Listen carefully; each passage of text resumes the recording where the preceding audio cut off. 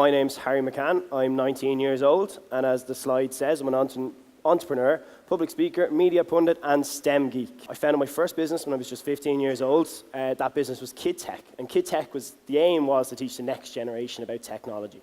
So over the space of 18 months, we taught just under 1,000 kids how to code, and the business itself received support from people like Nora Casey, Stephen Fry, some really amazing people, and some really great businesses like BlackBerry. Then, just after my 16th birthday, I founded the first digital youth council in the world. Jack and Daniel are both involved, and we're working with governments and big tech businesses here in Ireland to make sure that young people like ourselves and yourselves have the opportunity to have a voice in STEM and education here in Ireland. We believe it's hugely important, and we're working with businesses like Twitter, Facebook, Google, all the brands that you use every single day. We're working with these people to try and make sure that you have the opportunity to have a say, not just now, but in your future. So, why am I here to talk to you today? I could tell you what to do in the future, but I'm only 19, so I don't even know what I want to do in the future. So if I do figure it out, I'll come back and tell you. But at the moment, I want to tell you what I've always wanted to do. I've always wanted to change the world. Now, it might sound really cheesy and it might sound really stupid, but it's something I've always wanted to do. Always wanted to change the world. And I'm here to talk to you today because I want you to become the leaders, not of the future, but the leaders that lead us into the future. And I want you to change the world because I believe we have the opportunity to be one of the most influential generations ever. Full stop. So, 3 things. What are we going to do to be leaders? As I said, not leaders in the future, but leaders today. Where do we start? We don't sit down. Now, I don't mean literally sitting down like you are now. I mean we don't sit down and we don't take what's given to us. We don't just accept what we're told. I will not respect someone just because they are older than me. I give you the same respect you give me.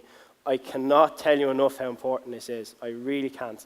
If there's one thing you're going to take from me today, please take this. When you feel like you're too young and when you feel like somebody's not listening to you because of your age, don't feel like that you have to do something because an older person tells you to do so. That's that. We can stand up for ourselves and we can be an example. We can lead. We speak up. This is the most important thing. In May this year, I set my leaving cert. And like most leaving cert students, and I know you don't know this yet, but it is the worst experience of your whole entire lives. But I didn't just sit down and let that happen. So I wrote this letter to the government and to ministers and to everyone else in the world. And it got about 600 retweets there and about 1,300 likes. And it got an awful lot of attention. I was all over on radio, newspapers, everything. People were commenting about it because I was the one person who stood up this year, like every year somebody does. But I want you to do something. Every time you're there Snapchatting your friends, think about it. Why not use Snapchat to create awareness about something that you really care about? Why not use Twitter to have a say in the world? Or Instagram to tell the stories that you just can't put into words? Why not use the thing in your pocket that we all hold on to like it's our lives and use it for something that's good and meaningful, to have a change in this world, not just to be a part of it? There you are. We all use the 4 of these nearly every single day, and you have the opportunity to use them for something meaningful. We have the opportunity to be the generation that didn't just waste our lives away on Snapchat, but the opportunity to create awareness. And we stand up, and I cannot emphasize how important this is. We stand up against people like him, who threaten democracy, people who threaten our lives and who don't appreciate us for who we are. And we need to stand up for people like him, people who don't have a place to call home, people who are on the streets, people who don't have the same opportunities that we have. We need to stand up for the people who can't. We need to stand up for people like her, the people who don't have the opportunities that we have, the people who don't have the voice that we have. That's where our social media comes into play. Because people like this so often get ignored. We see ads every single day about these people, yet we do absolutely nothing. It seems a bit crazy.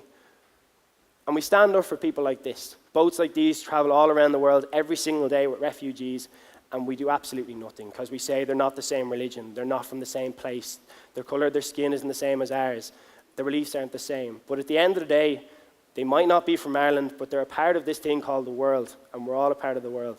And at the end of the day, these people are no different from the people sitting beside you. They deserve the exact same respect. And how do we know if we succeeded in becoming leaders? You look at this quote. And this quote, I highlighted, it's quite a long quote, but I highlighted a piece from it. To leave the world a bit better. This is to have succeeded. And that's up for interpretation. Whatever you might think to leave the world a bit better is, feel free to go ahead and do it. As long as you feel that you've made the world a little bit better, then you have succeeded, and I guarantee you have. Together, we can write a future we're proud to be the authors of. None of you have to go write books, by the way. Please don't think that. You have to go out there and put together a future that when you look back and you're sitting down talking to your grandkids about, you can say, I was a part of something bigger. I was a part of something great. I wish you the best of luck, and thank you very much.